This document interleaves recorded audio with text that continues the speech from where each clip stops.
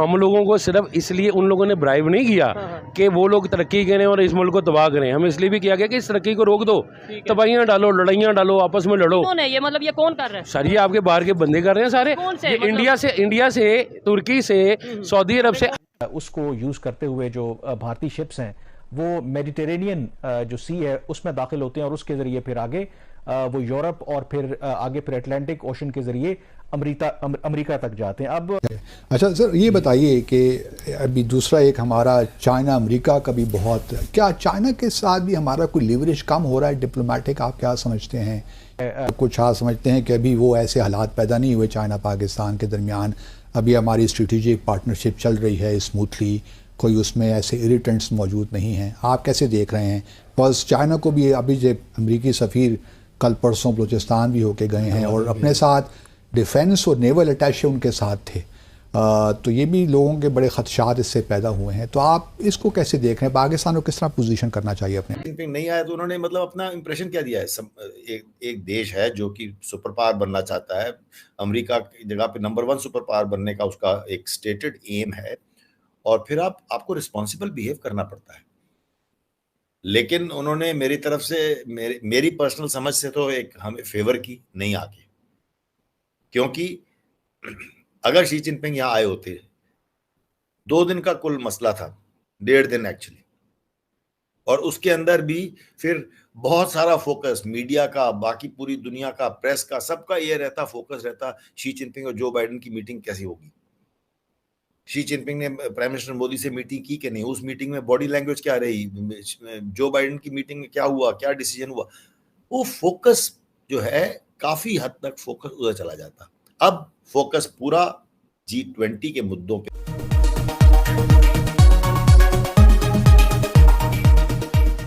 जय हिंद, वंदे मातरम. दोस्तों विजय भारत चैनल में आपका स्वागत है. दोस्तों हम आपके लिए लेके आते हैं पाक मीडिया की लेटेस्ट खबरें.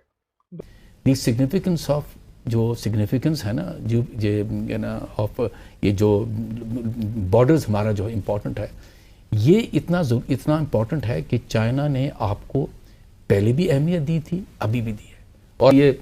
میڈم ٹھیک کہہ رہی تھی امبیسڈر کہ ایک اتنا جو جوان, اتنی ہمارے جوان لوگ ہیں سرج اتنی کہ وہ کیا کریں گے, یہ ضروری ہے کہ, اور یہی اسٹیبلٹی, یہی ایک آپ کو بتا دوں ووکیشن انسٹیٹیوٹ بنتے ہیں, پاکستان کو فائدہ پہنچتا ہے, یہ ایک علیحدہ گلو ہوگی پاکستان چائنا ریلیشن کو اور بڑھانے کے لیے. امریکہ کا جو ہمارے پاس ایک آن سلاٹ ہے ڈپلومیٹک کہ جی ہم سی پیک کو بھی چھوڑیں, چائنا سے دوری اختیار کریں, اس کو کس طرح ہم ہینڈل کریں؟ میں آپ کو بتا دوں, یہ آپ کو یاد ہوگا کہ جب یہ 62 کی جنگ ہوئی ہندوستان کی اور چین کی, تو آپ کو یاد ہوگا ایوب خان صاحب نے ان کو بتایا تھا, کینیڈی کو بھی ان کو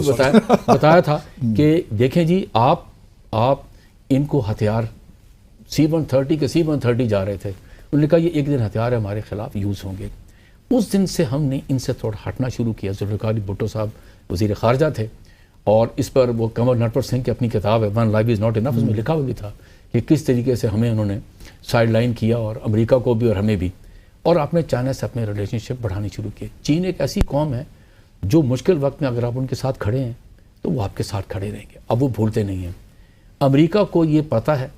اس پہ کوئی ڈسکشن نہیں ہے کہ سی پیک ہو یا چائنا کے ساتھ پاکستان کے تعلقات ہیں, اس پر کوئی کمپرومائز نہیں ہوگی, نہ کوئی سکسیسو گورنمنٹ کرے گی, نہ یہاں کنسنسس نہ یہ قوم کرے گی, کیونکہ اس کی وجہ ہے. دیکھیں پبلک جو ہے, پبلک کو فائدہ ہے چین کے ساتھ دوستی کا, اکنامک کانٹینٹ اس کا کتنا ہے, بزنس, اور وہ اب سڑک پہ چلے جائیں, کہیں چلے جائیں, یونیورسٹی میں چلے جائیں, پارلیمنٹ میں چلے جائیں, across the board military leadership میں ایک یونانیمٹی ہے کہ جی چین کے ساتھ ہماری دوستی فائدہ مند ہے, اچھی ہے, ایک سنسیئر ہے, وہ ہے, تو اس پہ تو کمپرومائز نہیں ہے. امریکہ یہ اپنے بیان دیتا رہے گا. تو پھر ہم یہ کیوں کہتے رہتے ہیں کہ چائنا اور امریکہ, ہم تو کسی کے ساتھ کوئی ہمارے تعلقات برابر ہی جیسے ہیں, جو ہماری پبلک اسٹیٹمنٹس آتی رہتی ہیں اسے تو ہم اپنے جو چائنا کے ساتھ تعلقات کو ڈاؤن گریڈ کر دیتے ہیں, جو تعلقات ہیں ہمارے امریکہ کے ساتھ ہیں اس کے ساتھ لا کر بٹھا دیتے ہیں. یہ کس حد تک میرا خیال ہے چائنا کے ساتھ بہت پرانے جو تعلقات ہیں وہ تو ہیں, مگر ریسنٹ ڈیکیڈز میں آپ یہ دیکھیے کہ بہت کنسالیڈیٹ ہو گئے ہیں, اور ڈیپتھ آ گئی ہے اس میں، اسٹریٹجیکلی بھی، اکنامکلی بھی اینڈ ادروائز آلسو. ہمیں کانفیڈنس ہونا چاہیے اور چائنا کو بھی کانفیڈنس ہوگا کہ یہ ریلیشن شپ جو ہے اس میں اب کوئی وہ نہیں آ سکتا، یعنی یہ کہ کینوٹ ڈکلائن نہیں ہو سکتی اس کے اندر، اس ریلیشن شپ کے اندر. آپ یہ دیکھ لیجئے کہ جو آئی ایم شیور آپ کو زیادہ پتہ ہے کیونکہ آپ اس کو کور زیادہ کرتے ہیں، جو 5 اگست 2019 کے بعد 2020 میں لائن آف ایکچوئل کنٹرول پہ کیا ہوا، لداخ میں کیا ہوا، گلوان ویلی میں، لداخ میں، اور یہ کہ کیا کہتے ہیں، تو واٹ ڈز اٹ، یہ اس کی کیا انڈیکیشن کیا ہے، اس کی انڈیکیشن یہ انہوں نے کنسولیڈیٹ کیا پاکستان، اور یہ کہ انڈیا سے بھی جو ان کے کیا نرانے جو بھی نراوان جو پانڈے جو ان کے چیف آف آرمی اسٹاف تھے، انہوں نے یہ اسٹیٹمنٹ آپ کیوں دی، 2 فرنٹ وار، اور یہ 2 فرنٹ وار کا کیوں اتنا زیادہ ذکر ہوتا رہا 2021 میں اور اس میں، کیونکہ ان کو پتہ ہے کہ یہ کنسولیڈیٹ ہو گیا، اور گلگت بلتستان کے اوپر وہ جو چکھے کے جو کہہ رہے ہیں اس کے اوپر جو ہے اس کا جو ہے رسپانس آتا ہے. وہ ضروری نہیں رسپانس اس طرح آئے گا کہ آپ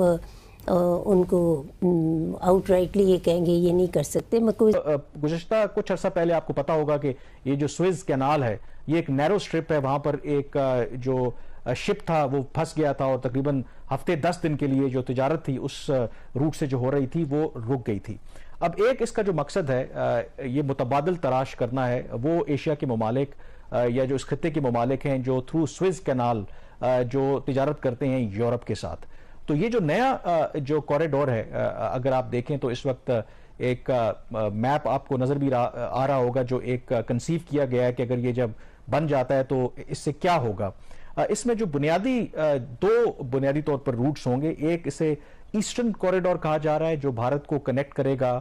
سمندر کے ذریعے جو مڈل ایسٹ کے ممالک ہیں، اور دوسرا پھر جو ہے ناردرن کوریڈور ہوگا جو مڈل ایسٹ کو کنیکٹ کرے گا یورپ کے ساتھ. اور اس میں مڈل ایسٹ کے اندر اس سارے پلان کے تحت ایک ریل جو نیٹ ورک ہے اس کا ایک جال بچھایا جائے گا، اور وہ جارڈن اور اسرائیل تک جائے گا، کیونکہ اس وقت مڈل ایسٹ کے اندر ریل کا اس طریقے سے مربوط نظام نہیں ہے. اور یہ جو اکنامک کوریڈور ہے یہ کیسے کام کرے گا، اس کی ایک چھوٹی سی مثال ایسے ہے کہ اگر بھارت کے جو فائنینشل ہب ہے ممبئی، وہاں سے ایک بحری جہاز سامان لے کر کے نکلتا ہے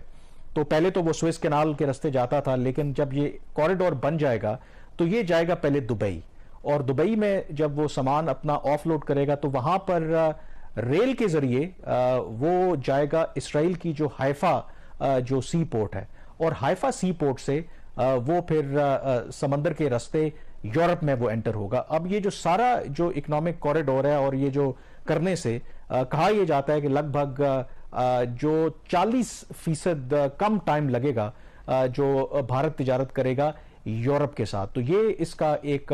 بہت جو بنیادی مقصد ہے، اور اس میں جو امپورٹنٹلی آئی تھنک اس کی ایک تو جیو اکنامکس اپنی جگہ پہ، اس کی جیو اسٹریٹجک سگنیفیکنس بھی ہے، کیونکہ اس میں امریکہ نے مرکزی کردار ادا کیا اس کوریڈور کے حوالے سے، اور اس کا مقصد جو ہے کہا یہ جاتا ہے کہ جو چائنا کا بیلٹ اینڈ روڈ انیشیٹو ہے جس کا 2013 میں آغاز ہوا تھا، جو تقریباً چین کا پلان ہے کہ اس کو 150 ممالک تک اور 3 براعظموں تک پھیلایا جائے گا، اس کا توڑ ہے. اب سوال یہ ہے کہ کیا واقعی یہ جو منصوبہ ہے پایہ تکمیل تک پہنچ جائے گا، کیونکہ اس میں کچھ ایسے ممالک بھی شامل ہیں جس طرح سعودی عرب، UAE اور ایون اٹلی جو چین کے بیلٹ اینڈ روڈ انیشیٹو کا بھی حصہ ہیں. اور اگر یہ بیلٹ اینڈ روڈ انیشیٹو کا توڑ ہے تو کیا یہ ممالک بیلٹ اینڈ روڈ انیشیٹو کا بھی، اور ایٹ دا سیم ٹائم یہ جو امریکہ لیڈ انیشیٹو ہے، یہ جو نیا کوریڈور ہے اس کا بھی حصہ بنیں گے. اور